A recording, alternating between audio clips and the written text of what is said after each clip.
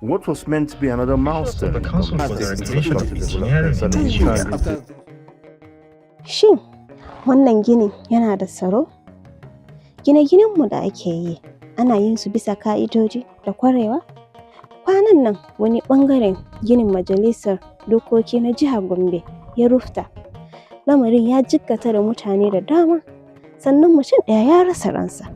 Har zuwa yanzu ba a san ainihin musabbabin lamarin ba.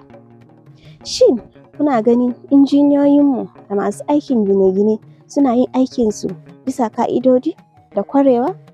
Ko kuna gani akwai bukatan ƙara sa ido akan ayyukan gine-gine domin kare rayukan al'umma da dukiyoyinsu?